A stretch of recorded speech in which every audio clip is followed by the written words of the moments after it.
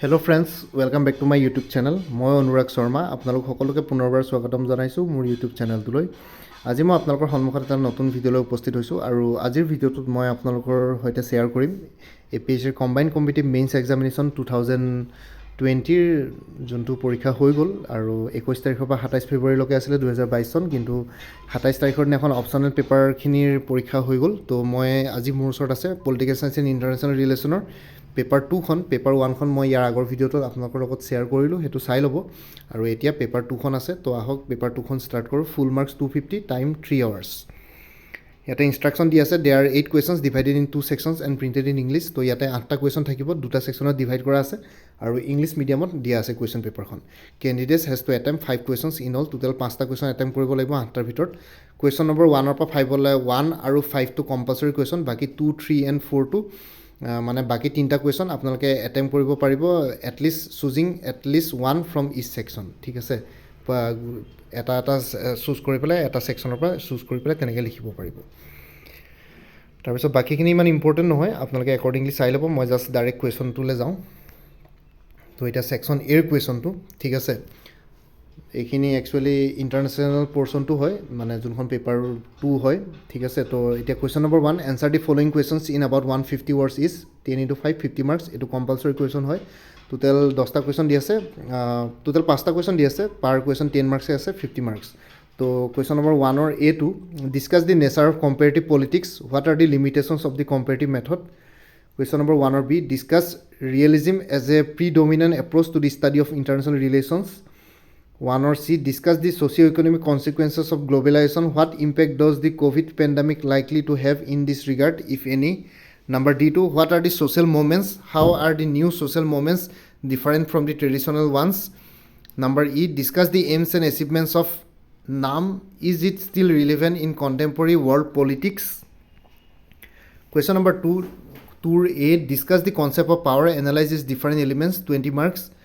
Number B, analyze the Marxist approach to the study of international relations, 15 marks. Number C, analyze the changing nature of the nation state in the context of globalization, 15 marks.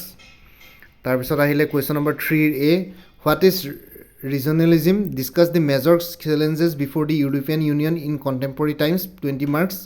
3B, new international economic order advocates the need for restructuring international economic relations on a just and reasonable basis. What are the basic ideological issues behind new international economic order? Discuss, 15 marks. 3C, discuss the evolving issues in nuclear non-proliferation regime, 15 marks. Question number 4, what is tragedy of the commons? Discuss the efforts of the United Nations in promoting sustainable development, 20 marks. 4 B, what is structural reform? Is cooperation under anarchy possible? Explain, 15 marks.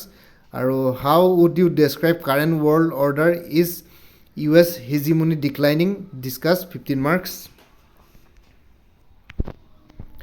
Section B, ঠিক আছে, section B লৈ আহিছোঁ। answer the following questions in about 150 words is 10 × 5 50 marks। তো 5টা question আছে, 10 marks আছে, 50 marks, এইটো compulsory question. 5A, what are the major determinants of Indian foreign policy? Discuss, briefly analyze. 5or B, discuss the possible long-term implications of India's conflict with China along the line of actual control, LAC, in Ladakh in the year 2020. Number C, the Indo-Pacific is a new domain in India's foreign policy engagements, representing a shift in New Delhi's strategic environment. Discuss. Number D, in the phase of transitional geopolitics, India's policy of non-alignment has turned into multi-alignment. Do you agree with this statement? Explain. And number E, discuss India's participation in UN peacekeeping force. How is this endeavor connected to India's larger foreign policy goals? And number C.A, critically evaluate India's nuclear doctrine, 20 marks.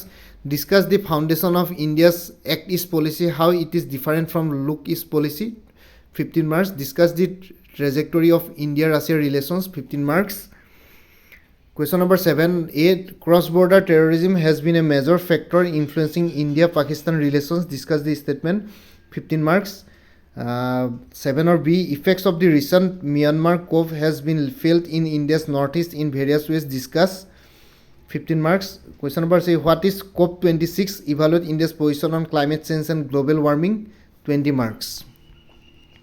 Question number 18, what is the meaning of Vasudhaiva Kutumbakam? In this regard, evaluate India's neighborhood first policy. 20 marks. Question number B, discuss India's key strategic concerns in Afghanistan. 15 marks. Number C, analyze the major challenges confronting contemporary India-US relations. 15 marks.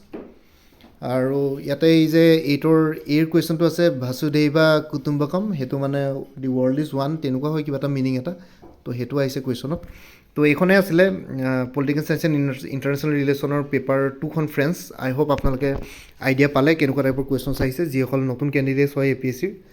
তো যদি মোৰ ভিডিঅ'টো চাই ভাল পালে তেনেহ'লে চেনেলটো subscribe কৰি ল'ব, আৰু লগতে আপোনালোকৰ যিমানখিনি ফেমিলি ফ্ৰেণ্ডছ ৰিলেটিভছ আৰু চিনাকি এক্সপিৰিয়েঞ্চ আছে তেওঁলোকৰ লগত মোৰ চেনেলটো শ্বেয়াৰ কৰিব। লগতে কমেণ্ট ছেকশ্যনত জনাব, কিবা যদি কুৱেশ্যন থাকে, ডাউট থাকে, মই নিশ্চয় আপোনালোকৰ কুৱেশ্যনছ আৰু ডাউটছবিলাকৰ ৰিপ্লাই দিবলৈ চেষ্টা কৰিম। আৰু লগতে মোৰ আৰু এটা চেনেল আছে, সেই চেনেলটোৰ লিংকটো মই আপোনালোকক এই ভিডিঅ'টোৰ ডেছক্ৰিপশ্যনত প্ৰভাইড কৰিম। তো আপোনালোকে সেই চেনেলটো ছাবস্ক্ৰাইব কৰি ল'ব পাৰিব। তাতো আপোনালোকে বহুতখিনি কম্পিটিটিভ এক্সাম আৰু লগতে APSCৰ ক্ষেত্ৰত গাইডেন্স পাব বুলি আশা ৰাখিছোঁ। ঠিক আছে ফ্ৰেণ্ডছ, তো আজিৰ ভিডিঅ'টো ইমানতে সমাপ্ত কৰিলোঁ। কাইলৈ পুনৰ এটা নতুন ভিডিঅ' লৈ আপোনালোকৰ সন্মুখত উপস্থিত হ'ম। তেতিয়ালৈকে সকলোৱে ভালকৈ প্ৰিপেৰেশ্যন কৰি থাকক। সকলোৱে অল দি বেষ্ট থাকিলে। Bye and take care friends. Bharat Mata কি জয়, জয় অসম।